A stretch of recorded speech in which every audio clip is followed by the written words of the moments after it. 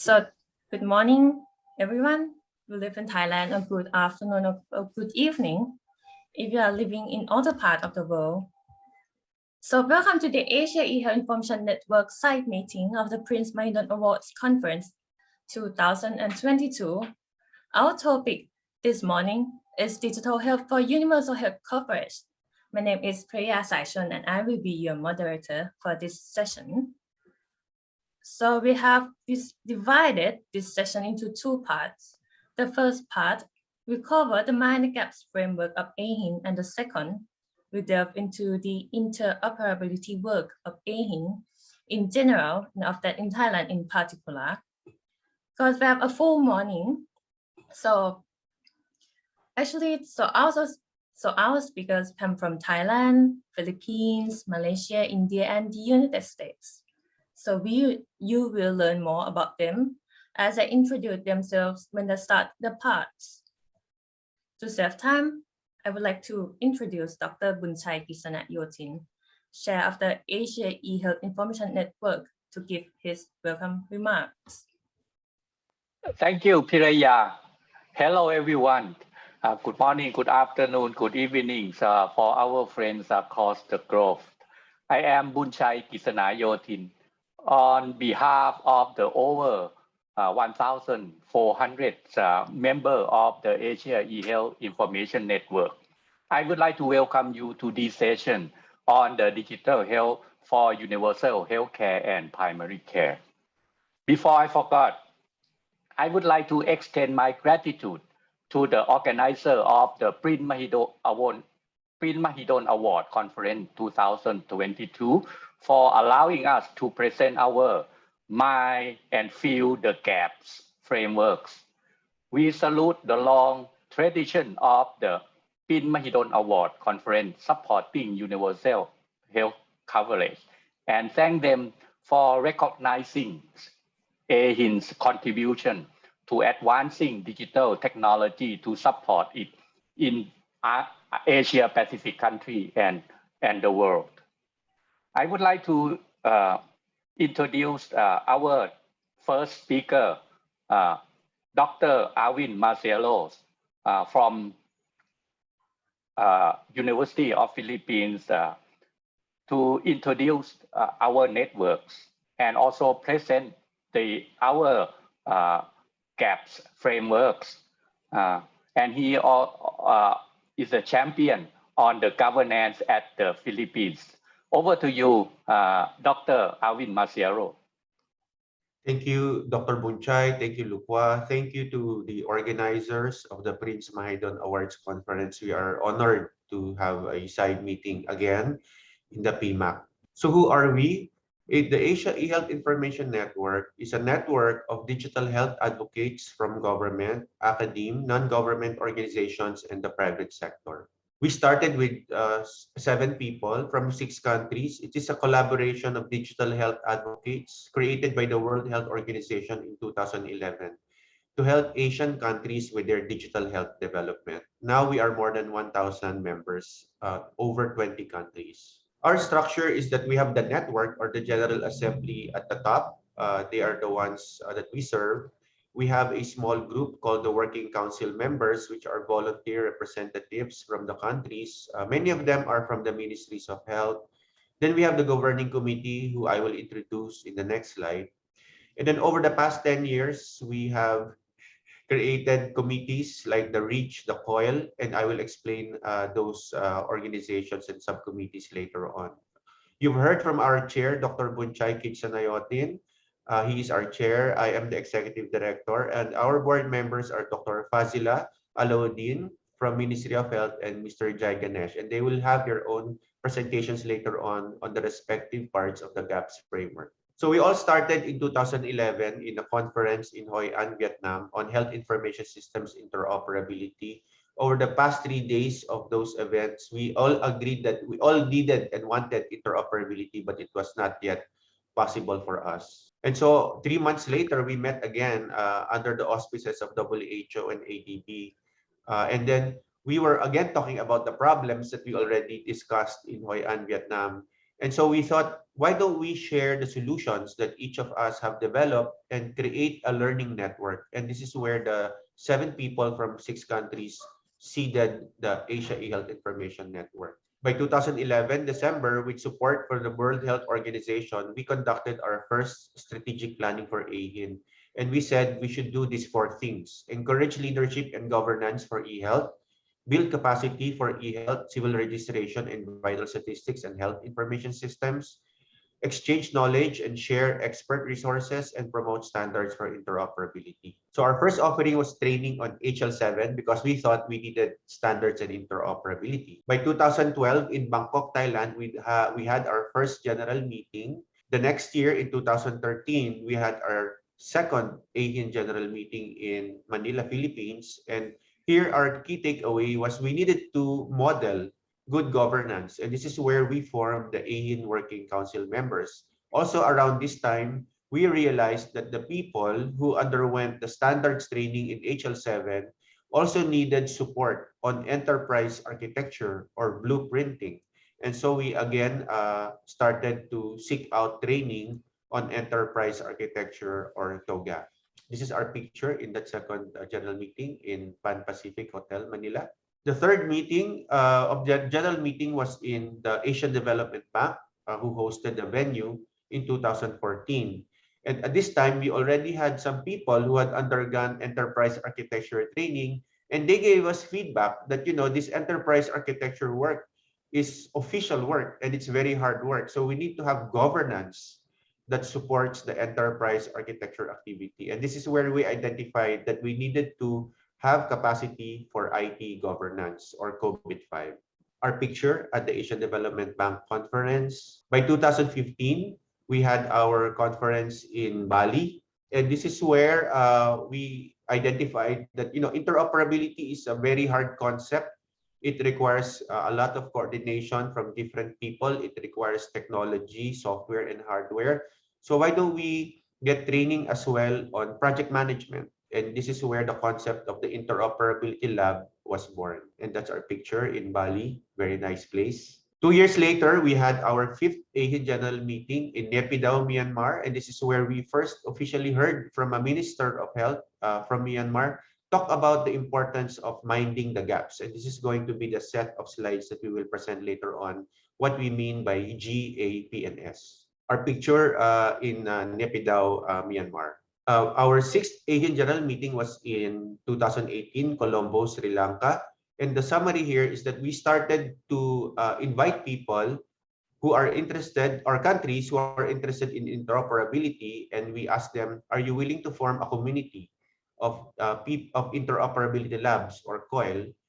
Because at that point, the Asian Development Bank had supported the creation of an exemplar interoperability lab called the Standards and Interoperability Lab Asia as the first template lab to be replicated across all the country labs. And we'll have in this part 2, we will have a more detailed presentation of the community of interoperability labs, and later on, Professor Philip will present the Standards and Interoperability Lab Asia.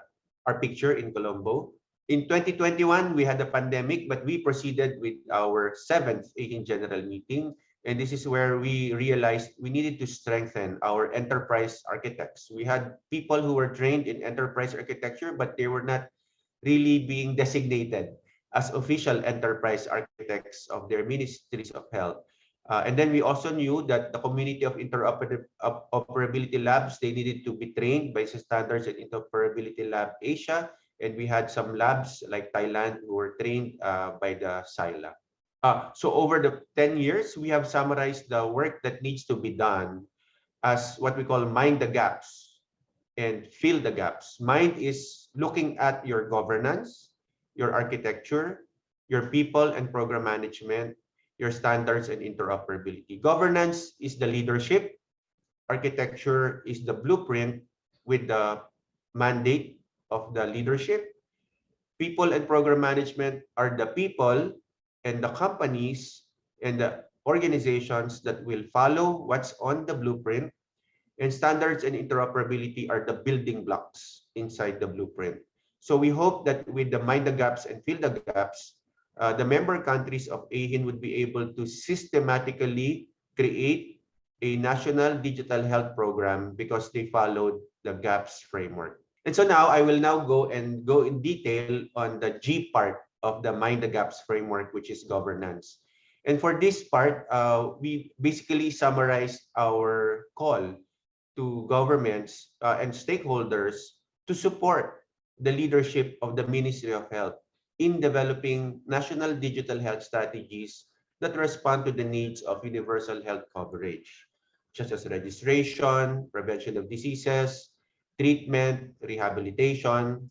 And as the health sector leader, the Ministry of Health, in turn, will ensure that there is coordination and collaboration of digital health projects of partners and stakeholders in the country and also of the international development partners. This is very important because as we have seen in the past 10 years, digital health is very complex. It cannot be done by the Ministry of Health alone. They need the support of the Ministry of ICT, the Ministry of CRVS, Economic Development, Home Affairs. So to be able to do that, we need to have good coordination of the multi-sector. So our call for governance is a multi-sector coordination mechanism. Let me explain more about that in the next slide. So health systems are very complex. This is the US health system. As you can see, these are just, each circle is a stakeholder in the US health system. I will not be surprised if all of the other Asian countries will also have a very complex structural system. The reason is in any health system or health sector, there are many stakeholders. There's the hospital, the clinics, the doctors, the nurses, the pharmacies, and then each of these stakeholders will have their own specific transactions and with each other, and all of them will have different rules and contractual arrangements. Next slide. So we have the health sector. Next slide, please. You have the health sector, the finance sector, the insurance, information technology, science and technology, privacy and protection, economic development, and workforce, and to name a few. It's a very complex health system environment. Next slide. So in AeHIN, we have realized that universal health coverage requires the coordination of these stakeholders. They need to work together. They can compete perhaps, but they also need to collaborate and coordinate the work that they do. And we think digital health is the one that will enable this coordination of the stakeholders. Unless we give them a platform for digital health, they will always be complex. We will never be able to understand what are these transactions and relationships that they have with each other. And third, this digital health is not easy to build. We need good governance to ensure that there is digital health that enables this coordination. And that's why we think governance is the first key important task of all governments to do. They need to bring all the stakeholders together so that they can have a coordinated way of moving forward. So how do we then navigate this very complex health system? And also, what do we mean by govern? Thankfully, the World Health Organization and the International Telecommunications Union, which is the UN agency for ICT, came up with this National eHealth Strategy Toolkit way back in 2012. And this has become a reference for AeHIN. Let's look at what's inside the National eHealth Strategy Toolkit. It proposes 7 components in a national eHealth strategy. They were still calling it eHealth back then in 2012. At the top, you can see all-encompassing from left to right is leadership and governance. And underneath are strategy, investment, legislation, policy, and compliance, and workforce. And you can see the 3 layers: infrastructure at the bottom, standards and interoperability that should run on top of that infrastructure, and then services and applications that should use the standards and interoperability that are running on top of that infrastructure. That is actually a blueprint. The WHO and ITU is telling us a proper way to approach a national eHealth strategy. Now, let's dissect leadership and governance. According to the WHO ITU, leadership and governance in digital health or eHealth is led by the health sector. But there is a steering committee that supports the health sector, And this steering committee is supported by a core eHealth strategy project team who does all of the hard work, because the steering committee just makes decisions and approvals. And on the left side are the stakeholder reference and experts that should be advising the steering committee. And on the right is the public or broader stakeholder who are the beneficiaries of a well-coordinated digital health system that supports the universal health coverage. So this is the proposed template of leadership and governance of the WHO and ITU. So now let's see. In 2012, when the National eHealth Strategy Toolkit was released in the Philippines, and I was a participant of this process, we adopted the WHO ITU National eHealth Strategy Toolkit, and the Minister of Health said, okay, let's follow the framework. Let's invite the Minister of ICT, the Minister of Science and Technology. Let's invite the National Health Insurance Corporation, the Philippine Health Insurance Corporation. Let's invite the National Health Sciences University, which is the University of the Philippines, Manila. And because I was teaching there, I was involved in that process. So together, they formed the National eHealth Governance Steering Committee. But they were very busy people. You know, the ministers are very busy people. So they identified their second in commands. And together, the second in commands, they formed the National eHealth Governance Technical Working Group. So these are directors and vice ministers. And together, because they are also busy, they formed the National eHealth Program Management Office. These are very young people with project management responsibilities, day-to-day operations. Their role is to document what is happening, to remind the technical working group on what is on the agenda, and to make sure that in between the meetings, all of the commitments of the different sectors, health, ICT, finance, academia, are actually moving forward. And this is what I mean by coordination, because digital health is very complex, many players doing different things. And unless they are coordinated and there is somebody coordinating their work, their projects might actually fail because the projects of the other sectors are not actually available. So this coordination is very important. Now, on the left, you see are the committees or stakeholder expert groups that we form. There's the data standards expert group, the data security and privacy expert group. The advisors group are private organizations that we consult. And the capacity building task force are those in charge of the training of the workforce. And the EMR committee are composed of the first few electronic medical records that were actually running in the frontline clinics of government. On the right side are special organization or committees between the Department of Health and PhilHealth, specially created to make sure that the interfaces and the application programming interfaces are coordinated between DUH and PhilHealth. And on the right lower portion, you can see this is very, very similar to the recommended structure of the WHO ITU National eHealth Strategy Toolkit. But the Philippines added the National eHealth Program Management Office. And I think that is our contribution to the knowledge base, that without the National eHealth Program Management Office, it's very hard for digital health and eHealth to move forward because there's no one taking care of the detailed coordination within the Ministry of Health and across the other ministries, because they also have other projects in the Ministry of ICT, in PhilHealth, and in UP Manila. And so this is the priorities that were set by the steering committee. As you can see, it is similar on the right lower corner. It is similar to the components of the National eHealth Strategy Toolkit. And this is now our architecture on the left side. So the Health Information Exchange, which was designed and approved by the National eHealth Steering Committee, as you can see on the right, it patterns after the OpenHIE interoperability framework. And we are honored to have Professor Paul Bionrich later on, the leader of OpenHIE, to tell us more about OpenHIE and what are their plans for Asia and for the global community. And so I'd like to summarize governance as follows. For AeHIN, governance means, first, creating a multi-sector coordination structure led by the health sector. And this is what is recommended by the WHO and ITU.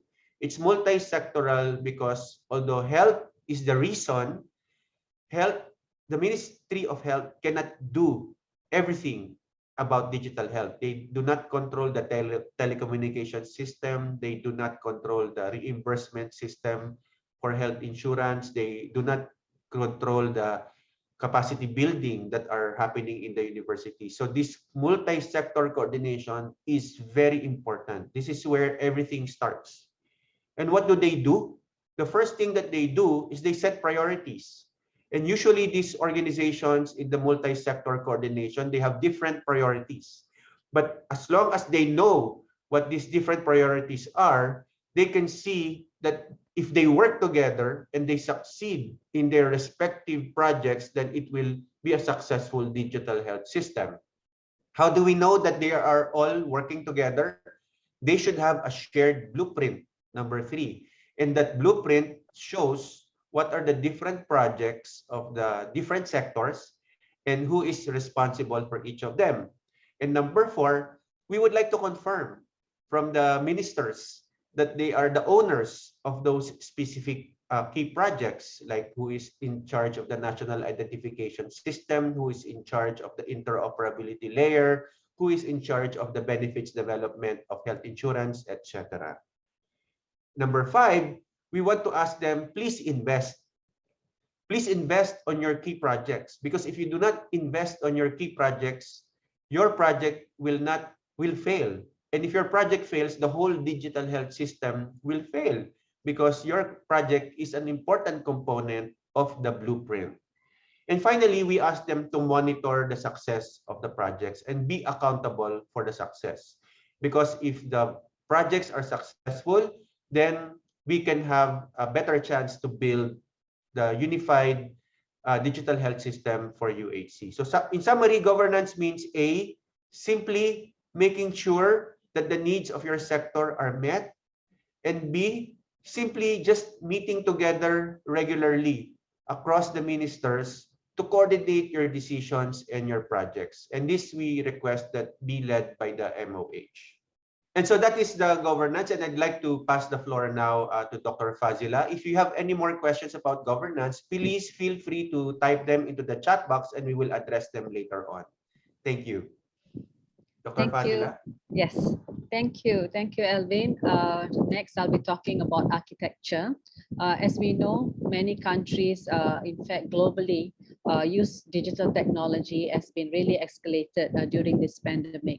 So I think it's very important that we must be very clear on the vision of digital transformation. Hence, architecture is very important. Architecture is actually a shared enterprise blueprint. As you know, the health system is very complex, as mentioned by Alvin earlier. And in this environment, a shared blueprint or a roadmap that all stakeholders can understand is very important. Hence, we at AeHIN will recommend designating an enterprise architect in the Ministry of Health to oversee this blueprint, engaging experienced professional and certified enterprise architects to advise government and development partners on the blueprint formulation. And also we can actually consolidate number 1 and number 2, and you can reach out to REACH, which is our regional enterprise architecture council for health, for knowledge sharing. Now let's look what is enterprise architecture. EA is actually a blueprint, and it's actually a coherent framework of principles, methods, and models used in the design and realization of the enterprise organizational, the structure, the business process, information systems, and digital health infrastructure. EA is also commonly described as the master plan, providing a holistic view of the entire enterprise as a system of systems. I took this, there are many definitions to EA, so this is one of the definition. But what's important is, why is EA important at the national level? It actually aligns business and technology strategy into a single initiative to achieve a common goal. And it delivers citizen-centric services cost-effectively and also strengthens cross-agency collaborations for information sharing, data mining and analysis, application and infrastructure consolidation and shared services. But what are the major challenges with EA in many countries? In fact, I think many countries are facing the same thing. We have lack of EA skills and competency, but my advice would be not everyone needs to be certified as an EA architect, but there must be one or two that is certified, and others must be exposed and have awareness and knowledge about EA. There's also a lack of EA knowledge and leadership among senior management. The word EA itself scares many people. So hence, some of the words we use is like blueprint or master plan is also it's advised to use for those who do not understand what EA is all about. And there's always a gray area between ICT and business. So we need really a driver to push EA. So I think creating champions of EA in your ministries is very important. And we really need clear understanding that ICT project is all about business transformation. It's not about ICT. I think that message must be clear to everyone. I'm sure, like how Alvin shared about what's happening in the Philippines in terms of governance. I'm just sharing EA of the Malaysia's public sector, which we call it as MyGov EA. I took this from our Mampu, our website. MyGov EA is created, actually established in 2015, and it was created for the Malaysian public sector agencies. And the public sector of EA shall be implemented, all public sector EA must be implemented by adopting this MyGov EA. If you really look into this framework, it is taken from TOGAF. So since 2019, all ministries who are implementing an ICT project above a certain million ringgit required to have an EA methodology and also BDAT. BDAT is actually business, data, technology, and application architecture. These are the four main architecture that is required under EA. And EA methodology is also used when we were developing our digitalization strategic plan for 2021-2025. In fact, all ministries have to have this methodology in their digitalization strategic plan, where you really have to align your business needs to ICT, and everyone has a common goal. Actually, it was difficult at the beginning. I'm not denying that. It was tough, but once you have started doing it, it actually resulted in better convergence and alignment of business and ICT strategies. So it's just good to start it, and it'll be easier after that. So these are some of the architectures we have done in the Ministry of Health. We have the organizational view, what is the service that's offered by Ministry of Health, who are the users, what are the external and internal agencies that's involved, what are the information that's required. If you see on the left top, we also have business architecture in terms of health information exchange for our virtual clinic. We also have the application architecture, technology architecture, for example, the cloud architecture, and also some of our application information usage view. So yes, like I've mentioned earlier, it's tough to do at the first time, but once it's done, and this is the reference document that can be used throughout, and everyone has the same goal and to achieve at the end of the projects. So this is actually one of the what I would say benefits of doing EA. So I hope this has given you some sort of a background, what is EA and how architecture is very important. So next, I think our gaps will be the P, which is for project, for people and program management. So I'll hand it over to Jai Ganesh, one of our senior leaders of AeHIN, to take this. Jai, to you, Jai. Thank you, Fazila. Next in the gaps recipe from AeHIN is the people and program management. As you would have heard from Alvin and Dr. Fazila, like architecture basically gives you the bigger picture, but then there has to be a team that actually makes things work. So this is where the people and program management part of the gaps come in. Typically, like I don't need to, I think stress again or reiterate that national digital transformation in health is a complex subject, and there is a lack of capacity in the ministries of health to manage programs. Programs typically consist of multiple simultaneous digital health projects. So maybe people are good in managing their own projects, but then when there is a multitude of them, how to do it all together is something that people need to be prepared with. And this is where the program management comes and the program management office. And this typically requires multi-sectoral coordination. For example, somebody wants to say a national telemedicine program has to be implemented, then there is also connected to having the infrastructure and regulations in place. So that typically involves multiple ministries and multi-sectoral coordination. Usually consensus building takes time, but then the results are more sustainable. So this is something that we are professing for that.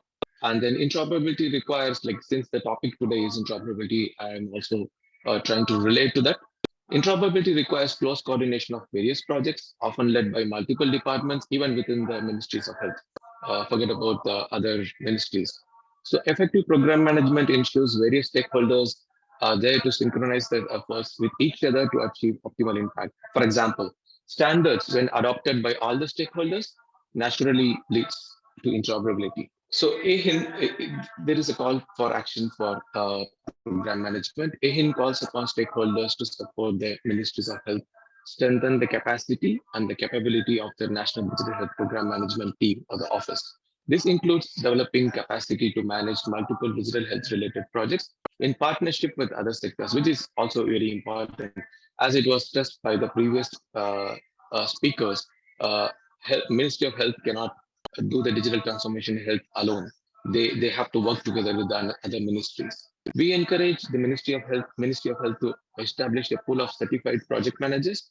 And then AeHIN actually provided a training in Prince 2 in July 2019. There was a cohort of 30 people selected from ministries of health in various countries in Asia who were trained. And ministries of health, of course, can leverage the learning networks, just like AeHIN, to catalyze the knowledge exchange across countries in the region to facilitate peer learning, sharing, and support. So this is important, like to have a network like AeHIN in the region where we can trust each other and then share and support each other and also learn from each other's experience. So in short, like if I can summarize what is people and program management. So basically, it encourages cooperation among multiple sectors and multiple stakeholders that will enable the collaboration among them. And then there is a coordination mechanism which the program management team provides. And then uh, we suggest that the countries to actually evolve a convergence mechanism. And then next topic will be the convergence workshop, which I will be briefly introducing. Once there is convergence among various sectors, various ideas, and with the overall blueprint in the background, then there will naturally be the coherence. Convergence workshop is something that we evolved after a lot of experience in our conferences, meeting with the ministries of health, and then in 2017, like we came up with this idea of suggesting to the ministries of health to actually lead convergence workshops. Basically, convergence workshop, the objective is to establish multi-sectoral coordination mechanism for the National Digital Health Mission with Ministry of Health as the lead agency. And then the output typically is all stakeholders can converge their efforts and support the National Digital Health Strategy. So there is a National Digital Health Strategy at the national level. Now there is also the WHO strategy for there is a global strategy for digital health released by WHO last year, and then how we can actually align to that. So this typically involves various steps, and ministries of health takes the help of regional digital health networks like AeHIN to actually facilitate the discussion and take this forward. We have roughly categorized under various steps. That is, there is a request and coordination, planning, preparation, implementation, and follow-up. Of course, external stakeholders are the development partners and UN agencies. And in short, the whole aim of Convergence Workshop is about people interoperability. While our aim is to have interoperability among fragmented health information systems, that is not possible without having people interoperability. People interoperability makes things easier, where projects can actually collaborate, cooperate, and coordinate to have the systems interoperability. I would like to give you an example from a recent uh, convergence workshop that AeHIN has facilitated in Lavapedia. Earlier last year, the picture that you see on the left-hand side is slightly ahead before the pandemic struck in. And then we had this convergence workshop being facilitated by AeHIN, supporting the Ministry of Health in Lavapedia to conduct this event, wherein AeHIN was able to actually put together an agenda where different partners, including development partners within the country and international development partners, came together and to support the Ministry of Health. And then GAPS framework was extensively used. So this is something that I would like to highlight for this convergence workshop. GAPS became at the base, where people were able to actually identify the gaps in terms of governance, architecture, program management, and of course, standards and interoperability. And then more recently, we had a follow-up session coinciding with the Digital Health Week program of Transform Health. This was in December, where the report of the convergence workshop that was conducted in March 2021 was presented, and from there, 7 priority areas were identified by the ministries in discussion with the development partners in AeHIN. So those 7 priority areas have been listed below. And then with respect to program management, because that was what I was to highlight, we found that there is no unit or there is no program management team within the Ministry of Health. This was identified as a high priority area, and then the TOR for the TA is being prepared. So that is in short my presentation about the program management and then the digital health convergence workshop, which AeHIN has been suggesting to the countries to conduct. And I would like to hand over to, because since the topic is interoperability, the focus is on interoperability, I would like to hand over the stage to Dr. Bunchai, who is our chair as well as an interoperability expert himself, to talk about standards and interoperability part of the gaps. Thank you very much. Thank you, Jai, for your presentation and the group. As Dr. Alvin Marcelo said, that the standard and interoperability is a very important component of the blueprint and architecture. And you know, what we learned over the past 10 years, that we first, that if we have the standard and interoperability, everything will solve. The hard lesson that we learned, that this is just part of the overall system, but it's very important. It is a foundation. And you know that we starting with using the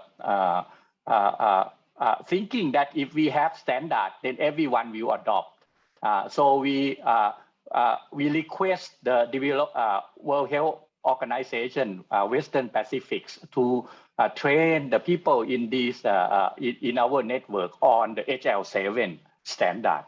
It come to nothing, and we realize over the year that the other component is also important too. But standard and interoperability is kind of the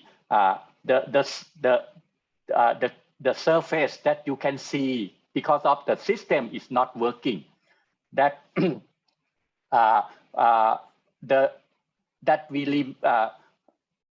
we in our GAP framework, standard and interoperability is one of that is the one of the component of this.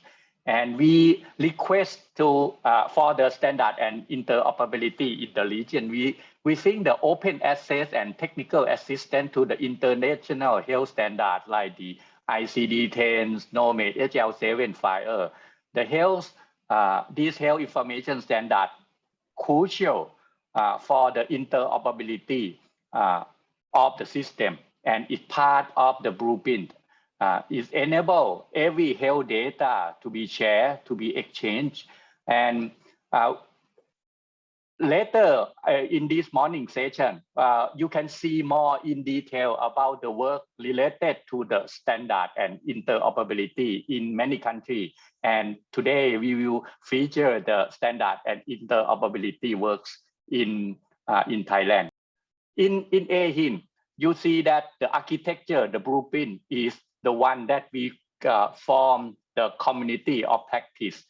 We call the Regional Enterprise Architecture Council. We work together with the group who interested in the standard and interoperability. We form the community of interoperability lab. We work with the other developing partner like the University of Philippines, the ADB, and then luckily with the support from the three, four party, we can establish we call the regional labs, support by the ADB and University of Philippines. That is the standard and interoperability lab, SILA. So to give you more detail about the regional, and then we'll go down to the countries, which as Dr. Alvin said, that we learn from the template that the SILA learned from the international communities to form the country interoperability lab. So our next speaker to give you the pictures of the SILA is Professor Phillips Suninka from the University of Philippines. Over to you, Professor Phillips. Thank you very much, Dr. Bunsai. So we are very happy to be part of this very prestigious conference. So as mentioned by Dr. Bunsai, so I am Philips Zuniga. So I'm the Technical Director of SILA. So before we discuss understand interoperability, I think it would be good to summarize what Dr. Marcelo, Dr. Pasela, and Jai mentioned earlier about the importance of governance, architecture, program management with respect to digital health. So for the next 10 minutes, we will now look at a more technical level on how we can connect, we can make systems interoperable, because the things that were discussed earlier, it was governance, so it's very people-centric. And then we had enterprise architecture, it's very conceptual. And then we have program management, which is, again, it's people-centric. So now we look at the technical. So we have here a very interesting picture. So during the early 2012, 2010, 2011, 2012, there was a disease that was propagating in a country in Africa. It's actually in Uganda. So it's not COVID, it's not any medical disease, but rather we usually call this as next slide. We usually call this as pilotitis. This is a disease where there are so many pilots that are being done in an area. So if you can see here, in Uganda, there were implementations of OpenMRS, there were implementations from UNICEF, there were implementations from the WHO. So there were a lot of systems that were being deployed in the country. However, they were not able to use it in a proper manner. So why is that so? So pilotitis is not actually a problem of having so many pilots. It's okay to have many solutions. The issue encountered in Uganda before, and it is being encountered by countries right now. For example, in the Philippines, during the COVID-19 pandemic, we had 13 information systems that we need to use. And it was a problem for us because data was not flowing on those 13 information systems. So the problem with pilotitis is not having many pilots, but rather the pilots, the solutions, were not communicating with one another. So I think this was mentioned by Dr. Alvin in a very elaborate way earlier when he showed the graph showing digital health. So this is actually a problem of standard and interoperability. So systems are not communicating with one another. If we can put the solutions in one ecosystem, in a system where they will communicate with one another, then we will be able to maximize the benefits of those systems. So I think we have Paul Bjondix later, and he will discuss how this can be how this will be integrated with one another using an architecture called OpenXIE.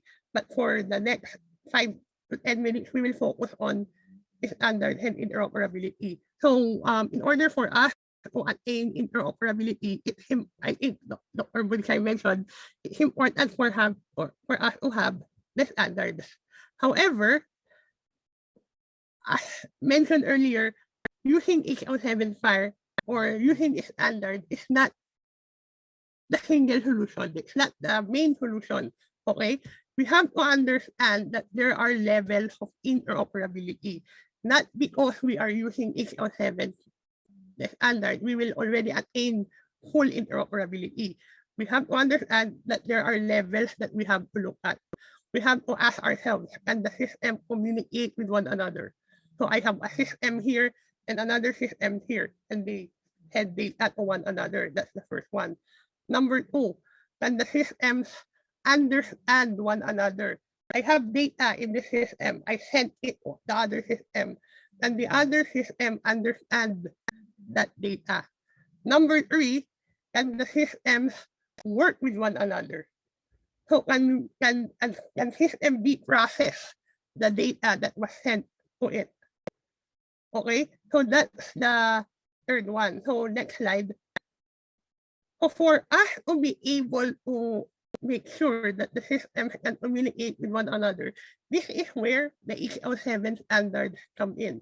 HL7 standards like version 2 or CDA or HL7 Fire, the main goal of those standards is to make sure that system 1 will be able to communicate with system 2. So they will be having the same format, the same data structure, the same data schema. That's the first one. Next slide. In order for systems to understand one another, this is where terminologies like SNOMED, ICD-10, terminology services comes in.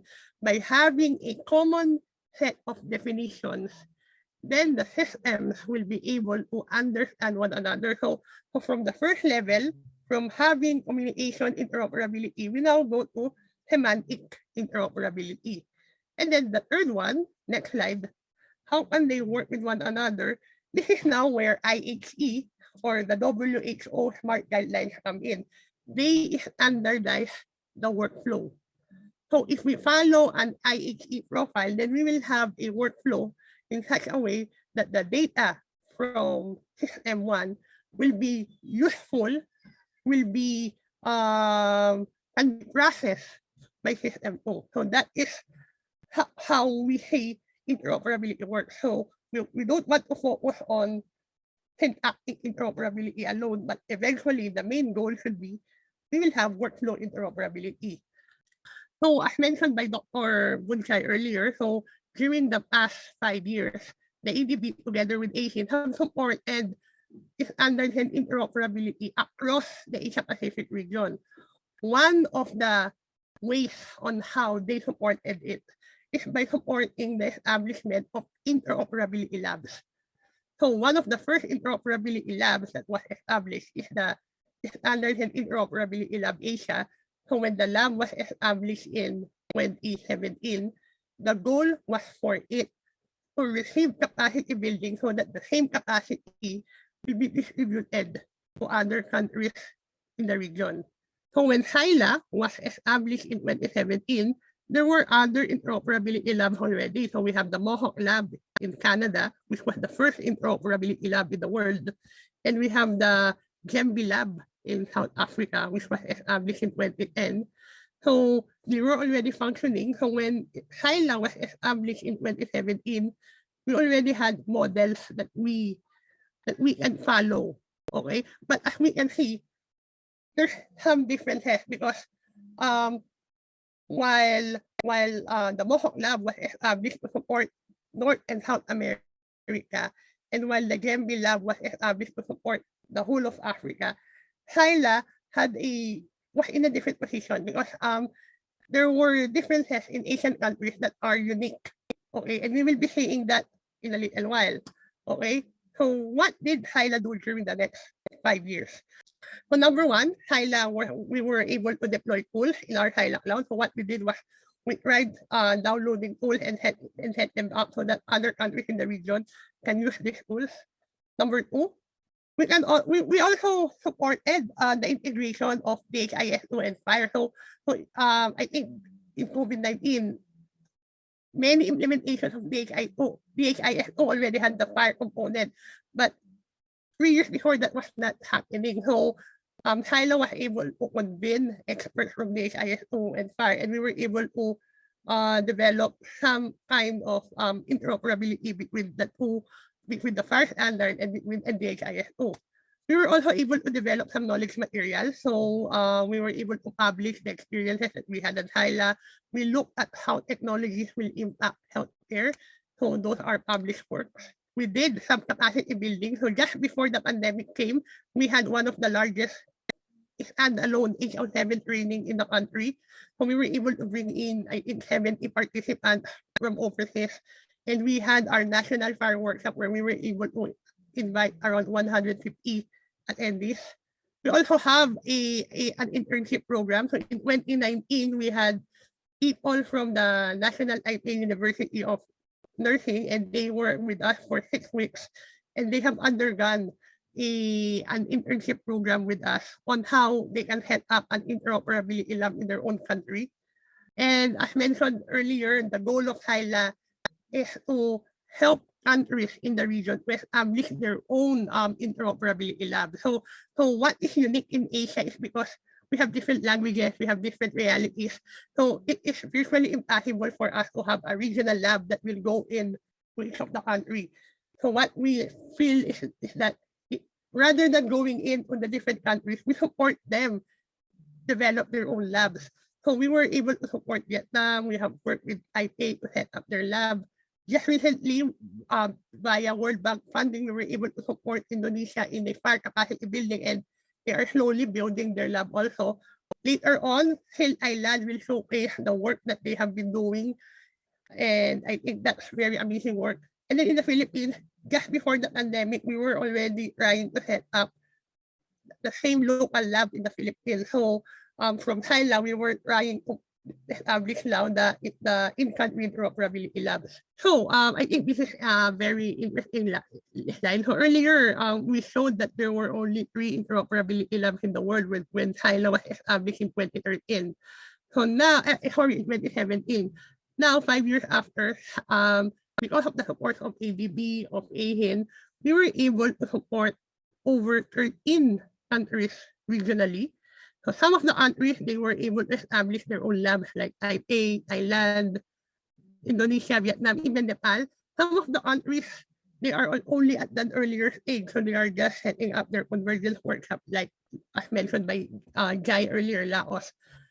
However, I think what's important now, and this will be the final message, from Thailand, the work now is downloaded to the countries. It is now the country's responsibilities to ensure that the laboratories that they have will be useful and they will be functioning so that they can support standardized interoperability in their own respective countries.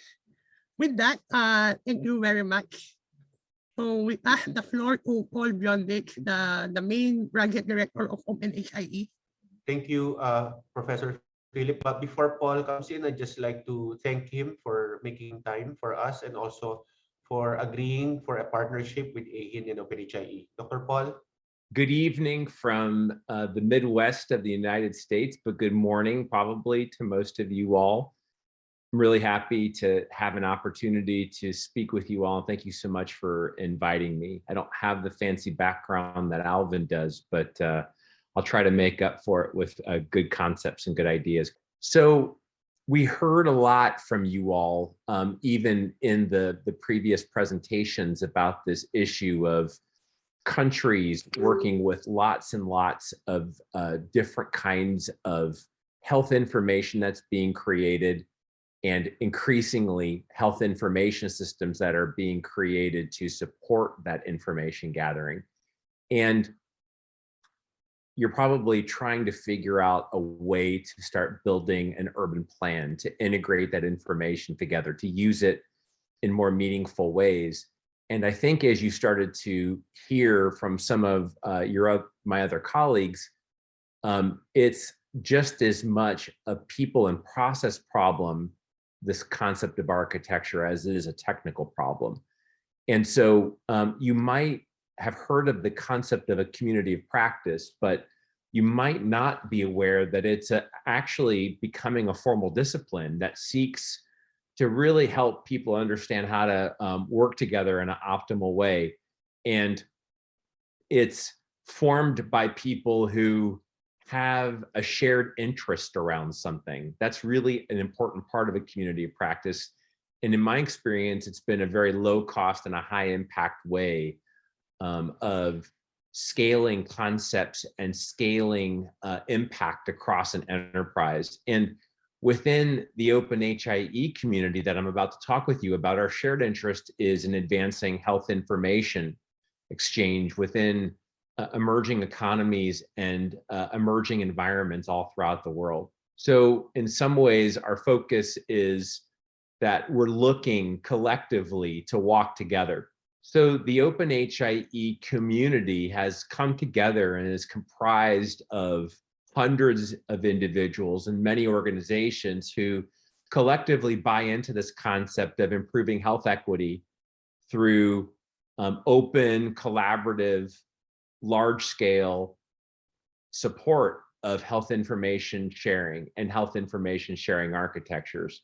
So what does the community actually do? Well, it does a lot of things. You heard Alvin describe to you the OpenHIE architecture, and so some of the elements of the community focus around standard setting, both leveraging pre-existing standards, but more importantly, trying to fit those standards into real world environments. And more importantly, beginning to try to understand the ways in which these standards need to be modified and improved based upon the experiences that you all as countries are experiencing. In addition, there's a lot of work that we have to do in support of building the capacities of countries at all different levels, and we're going to talk about that here in a second. Some countries are moving beyond the concept of the urban plan, past the concept of the strategy, and they're actually moving into implementation. So a growing part of our community is really focused around implementation support. And then, of course, a lot of what we do is build relationships with each other. The concept of an architecture within a country is not something that you do overnight. It's actually something that takes years to work through. And the way in which we found that we've best succeeded at that, the countries that have best succeeded that have built relationships with each other, long-lived relationships that can persist beyond political changes within a country. So there are a number of different products. And one set of products is around standard setting. We have something that's called an architecture review board, and within that architecture review board, we've created an architecture diagram, which I think Alvin showed an earlier version of. We also produce an architecture specification. We've inside that have a whole concept of an architecture maturity model. We have a number of summits where we bring together people from all over the world to leverage pre-existing base standards to debate the ways in which those standards are or aren't useful within the kinds of environments we're looking to serve. And then we make modifications, community modifications to those what we call architecture specifications. In addition, we're starting to build a testing and conformance strategy so that as you all start to try to leverage these standards, there are ways in which you can validate them against a testing strategy. So you saw from Alvin an earlier version of this, but the thing that most people think about when they think about OpenHIE is this concept of an architecture which has at the top shared services, which uniquely define the different parts of metadata or the data that describes data. And then at the bottom, you can see a number of point of service systems like medical records or laboratory or pharmacy systems or supply chain management systems. But all of those systems are gathering information about individuals and populations. And so that interoperability layer, that green thing that you see in the middle, that's a conceptual concept of of being able to receive messages from all of these various systems and to receive them through this train conductor, this interoperability layer, which then helps to standardize those informations up towards the top. So there are a number of other community products. So I talked a lot about the focus around implementation. So as countries are moving from the concept of an architecture to the practice of an architecture, we have a number of groups that get together through what we call our implementers network, where we showcase our work in progress. We're working to develop impact stories where you can hear about other countries and the work that they've done. And we've also started to interestingly establish these practice areas. A lot of times, countries aren't thinking about necessarily building out a facility registry, but they're thinking about how an architecture can support universal health coverage or can support supply chain management. And so we have these practice areas which really are more focused around the use of an enterprise architecture and the ways in which people, process, and technology can support those. We also have, as I mentioned just briefly there and previously, a number of working groups around the different components of the architecture, everything from facility management to client identification to terminology management to patient level record keeping. You can see that there are these areas where you can go and basically learn about how to implement and to maintain both facility data at a country or regional level and also the technology that supports that, like a facility registry. We also have a secretariat, which basically supports a lot of the infrastructure that helps to basically grease the wheels, so to speak, of this whole community infrastructure. And I've noticed that a slide is not in the deck, but I wanted to also point out how there is an academy, an OpenHIE Academy, which is very focused around helping develop the capacity of all different kinds of cadres of workers within a country. And there are a number of online courses that come at no cost that will help you understand some of the foundations of interoperability and standards, and also start to get into a little bit of the people and process challenges. And we've also recently opened a certification course, which we're excited to partner with AeHIN and other organizations around to help really lock in and certify that some of these concepts around interoperability, and more importantly, the application of interoperability, are available within your respective countries. OpenHIE is made up of a lot of different organizations. And if you don't see your organization here and you're interested in engaging with us, you're very welcome. I do want to make a special shout out to our team at AeHIN, which we've been really proud collaborators with for many, many years now on multiple different levels. And as AeHIN is starting to note countries move more into a practical implementation phase, we're looking to deepen our partnership with AeHIN on a number of fronts, both on the capacity development side and also on implementation sharing. Because as AeHIN sponsored countries start to try to implement these record keeping standards, we suspect that you're going to come up with some hard kind of lessons in terms of what worked from our specifications and what didn't work. And we're looking to collaborate with you and learn in solidarity alongside you.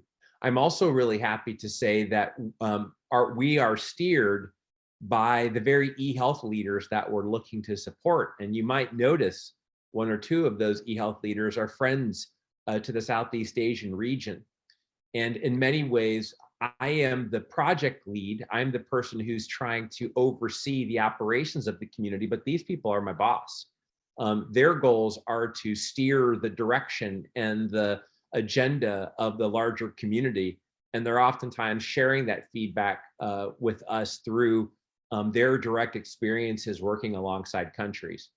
I think the really important point to get across to you all is that you can't just download a collection of specifications and create magic for a country's architecture. The process of building an architecture is about people and process, and the way that we get there is through peer learning. And we don't believe or I don't believe as someone here from the United States that I have all of the answers. In fact, I know very little about Southeast Asian culture. I feel very welcome I feel very appreciated when I come to your country, but there's a lot of knowledge and experience that you all have to bring to this conversation of architecture. Because of the people and process issues, we need to work in solidarity with each other. And so the way in which OpenHIE is going to be successful is if we can all work together, look at each other as equals, and try to crack this nut of building architectures together. So we really work hard to support reciprocal learning. We try to support peer support at all different levels, and we're doing better and better at this. We're looking to create forums within OpenHIE where eHealth leaders can support each other, and all the way down to tech vendors. So we're seeing lots and lots of groups that are building things like a client registry, or a master person index is another name for it. And so we're also looking to build peer support amongst those technologists. We're looking to see that the architecture specifications are much more strongly influenced through country examples. And so there's this give and take between the standards that are published by groups like HL7 and then the experiences that people have actually implementing them. And we believe that there's a reciprocal process there. And we're looking to deeply strengthen our partnerships. I don't mention AeHIN because I think our partnership is fairly solid, but we're looking to strengthen it within the South America region, within the European region, and we have what is a pretty strong and growing relationship with ONC here in the United States. So I just want to maybe just reiterate that you might have been expecting a deeply technical conversation, because people often say, well, where do I download OpenHIE? And you can download OpenHIE by engaging with the people and being a part of the community. We believe that at the end of the day, that's what this is all about. We are very technical people, but we also understand that if you give short shrift to the people and process issues, you won't get very far. And I feel like in some ways, many of you are starting to experience this firsthand, but we're really excited to engage with you all in a more deliberate way in the months and years to come. There was a lot more that I could say. In fact, there was probably a couple of hours of things that I would have liked to have said to you. So what I did is prepared a larger deck for you all. And if you click, or if you scan this barcode, or if you click that link, I'll put it in the chat for you all, you will see all of these slides plus many more. You'll see many more screenshots of various things like the Academy, like our specification, and you'll see a lot more details about some of the partnerships that the OpenHIE community is looking to grow. So I am interested in making some time to answer any questions in the chat or over voice, but here is a slide deck for you all to look into. I'm gonna pause. Thanks for the time. Thank you, Dr. Paul. I know it's late over there, so I think we should field our questions to you before I show this slide. I did mention before that we would like to inquire about the OpenHIE Academy. I know you've mentioned it briefly, but could you tell us more about what's inside the Academy and what is your vision for the Academy? Over. Sure. So I'm gonna, while I'm talking to you, I'm gonna type this link in. So if any people are interested, you can literally go look at it live. And so it's academy.ohio.org. And when you go to that, you're going to see a website with a collection of free online courses. And you can actually start taking tracks. And there is a fundamentals of information sharing and enterprise architecture that we're hosting. It's 4 courses. You can go take those for free. We've had well over 100 people go through these courses, and we're seeing a rapid growth in the amount of people taking these courses from all over the world. And you can go a step further and take a certification course. I've taken the course. Luckily, I passed. It was actually a decent test. Congratulations. Thank you. Thank you. I'm excited to have passed, but you'll see a number of other courses there as well. And we're looking to partner with AeHIN. There might be some subject matter areas that maybe aren't necessarily reflected that are really important to the AeHIN audience. And so we can maybe collaborate to build some content together, but we release it all as open content, public goods that are available to everyone. And we charge a very small, modest amount for the certification course, purely because we want it to be a real process for people and not something that they just quickly go through. and we take 100% of the proceeds and put it right back into the certification process and to the development of other courses. And so all of it really is developed as a public good because we're all volunteers. Thank you, Paul. You did mention about digital public goods at OpenHIE would be one of them. There are questions regarding AeHIN membership, but I also like to ask, what about OpenHIE membership? I think there are some people interested in the audience. Yeah, well, OpenHIE is a community. And what's really interesting is that there are people like me that would wake up wearing an OpenHIE t-shirt because I'm obviously deeply committed to it on a day-to-day basis. But then there are some that, they're interested in it, but they might not necessarily have a ton of time to contribute to it, but they want to follow along and maybe contribute around a certain subject matter. And so because there are people from all different walks of life, we think they're all important contributors. And so you become a member of OpenHIE simply by engaging. And there are ways in which when you go on to the website, the ohi.org website, you can sign up. And by signing up, we consider you a community member. And you become more of a community member by engaging. And when you engage with us, it's called a meritocracy. You gain influence over the community, and you gain the ability to help start making decisions. And so all I would say to you is that it's open for you. Everyone is welcome, no matter what your background and what your level of interest is. But we will take you because everyone is needed to help make these exchange activities work. And one of the challenges that we have, unfortunately, is that we all can't be on the same time zone. And so many of us oftentimes are 12 hours away. And so part of the fundamental reason why we're so excited about our partnership with AeHIN is that they can be a local community, a regional community that really is an extension of OpenHIE. And so in many ways, AeHIN is already serving as a part of the OpenHIE community. But we think that in order for us to all learn from each other, we need to build bridges between the various time zones. And so OpenHIE is by its very nature international. Thank you, Paul. Please stay there. I'd like to we have some time for Q&A before before we take our break before part 2. So I'd like to address some of the key questions in the Q&A, and some of them also relate to AeHIN and OpenHIE. For example, Professor Lutfan from Indonesia asked about the OpenHIE framework and asked about the roles and responsibilities in the Philippines for what the ministries took on. And I shared with him that we use the OpenHIE framework to identify what are the important components of an interoperable national health information system: the client registry, the provider registry, the facility registry, and the terminology services. And in the governing steering committee and technical working group, we discussed who are the most appropriate members of the technical working group who would take ownership of those specific components of the OpenHIE framework, and then we got volunteers.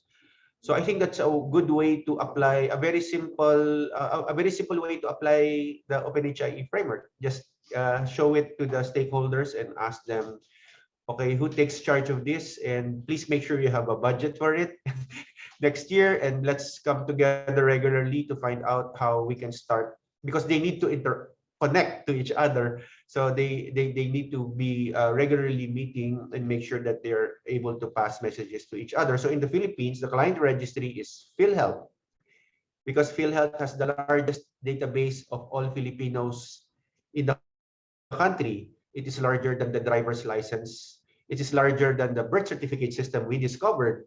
And it is larger than the Professional Regulatory Commission. So PhilHealth was very much willing to be the client registry.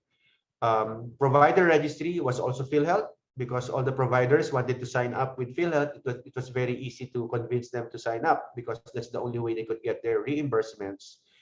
The facility registry were under the Department of Health, because everyone needed to get a license first at the Department of Health before they could be a accredited facility at PhilHealth. So just looking at the ecosystem, matching it against the OpenHIE framework, it really helped the steering committee and the technical working group understand, who takes responsibilities for which part of the interoperability framework.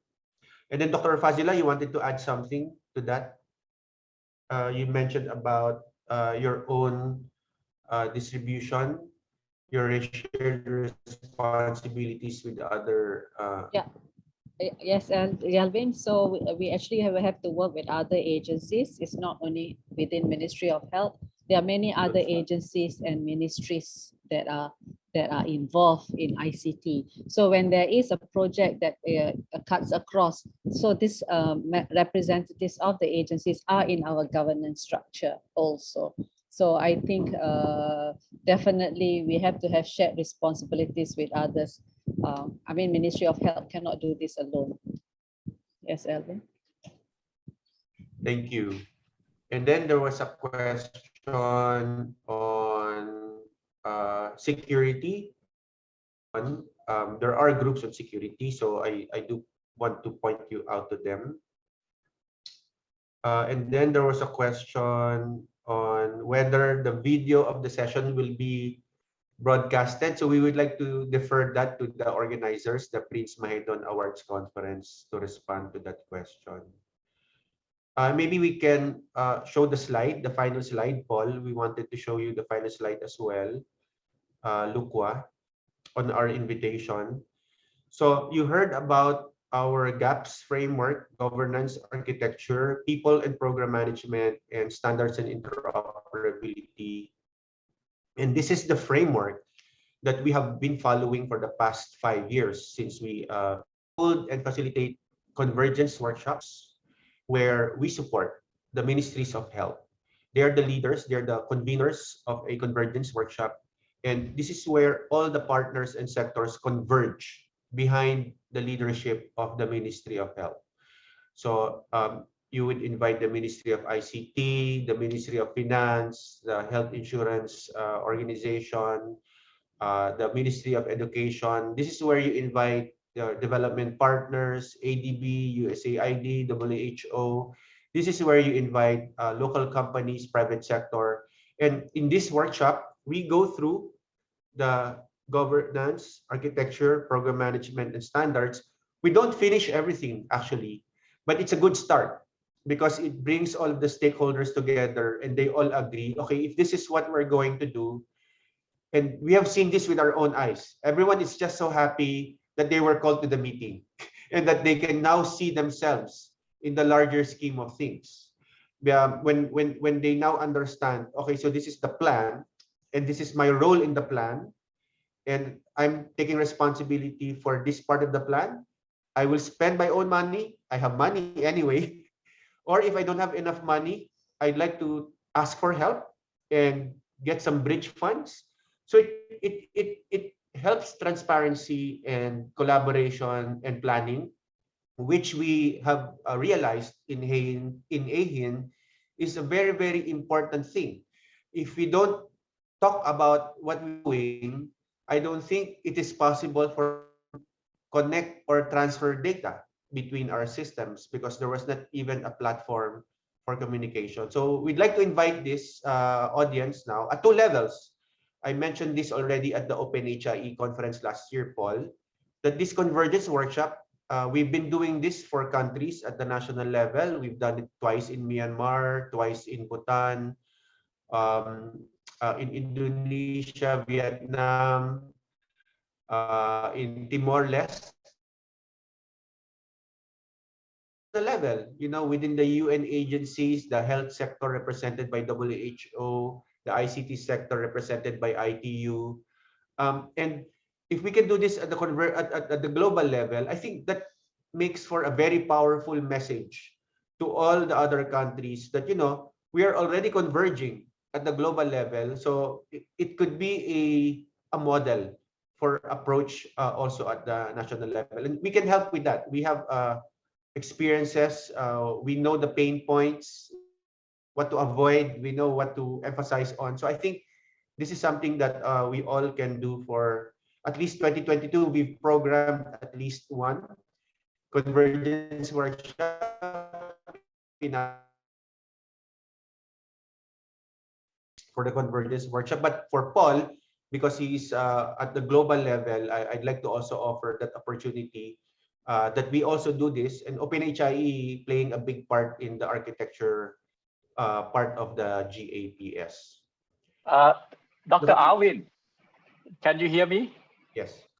There is a question from our friends from Myanmar, Sani Ling Kao. Sorry if I pronounce wrong. I will read the question for you. May I ask one more practical question? In Myanmar, we cannot use fingerprint to identify people in the rural area. It is very unrealistic. And in rural area, we try given out smart cards, but since the education level is still low, they lost it and simply forgot to bring that card every time. Retinal scan is expensive and very hard to scan up. I see iPhone like a dot projection authentication can be a solution. Can someone give me the direction? Any, comments or answer this question from the panel? Paul, you might have more exposure at the global level. I don't know a whole lot about the circumstance within Myanmar, but from my perspective, the whole reason that you do biometrics is to add discrimination to someone's demographic or biographic information.